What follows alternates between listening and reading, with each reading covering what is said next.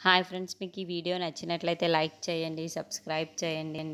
విష్ణు బయటికి వచ్చి బాధపడుతూ ఉంటాడు. ఇంతలో అక్కడికి వరలక్ష్మి వచ్చి, విష్ణు గారు బాధపడకండి, జరిగింది ఏదో జరిగిపోయింది, ఇప్పుడు జరగాల్సిన దాని గురించి ఆలోచించండి, నేను మీకు అండగా ఉంటాను, మనం ఏదైనా కలిసి చేద్దాం అని చెప్పేసి అంటుంది. ఆ మాటలు వినగానే అక్కడున్న విష్ణు అయితే, ఏ ఇంకా ఆపుతావా ఏంటి నీ నాటకాలు అని చెప్పేసి అంటూ ఉంటాడు. ఆ మాటలు వినగానే అక్కడున్న వరలక్ష్మి అయితే ఒక్కసారిగా షాక్ అయిపోతూ ఉంటుంది.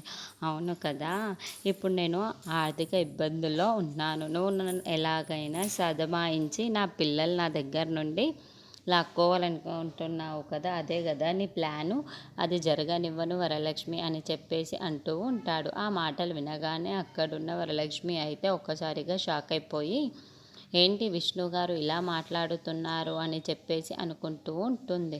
ఇంతలో అక్కడున్న విష్ణు మాత్రం, లేదు, కింద ఉన్నానని చెప్పి నా పిల్లల్ని నా దగ్గర నుండి లాక్కొని నువ్వు ఎక్కడికి వెళ్ళిపోవాలని చూస్తున్నావు కదా, అది ఈ జన్మకు జరగదు వరలక్ష్మి, నా పిల్లలు నా దగ్గరే ఉండాలి, నా పిల్లలు నా దగ్గర నుండి నీ దగ్గరికి పంపించలేను ఎట్టి పరిస్థితుల్లోనూ, నా పిల్లల్ని నా దగ్గరే ఉంచుకుంటాను అని చెప్పేసి అంటూ ఉంటాడు. ఆ మాటలు వినగానే అక్కడున్న వరలక్ష్మి మాత్రం, విష్ణు గారు మీరు అపార్థం చేసుకుంటున్నారు నన్ను అని చెప్పేసి అంటూ ఉంటుంది.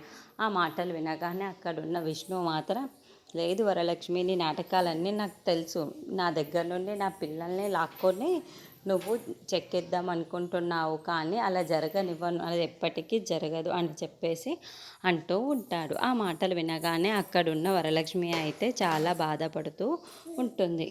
ఏంటి విష్ణు గారు ఇలా అనుకుంటున్నారు, నేను విష్ణు గారికి పిల్లల వల్ల నా దగ్గర అవ్వాలనుకుంటున్నాను, కానీ విష్ణు గారు నన్ను ఇలా, ఇంతలో అక్కడున్న వరలక్ష్మి మాత్రం ఇలా అపార్థం చేసుకుంటున్నాడు ఏంటి అని చెప్పేసి చాలా బాధపడుతూ ఉంటుంది.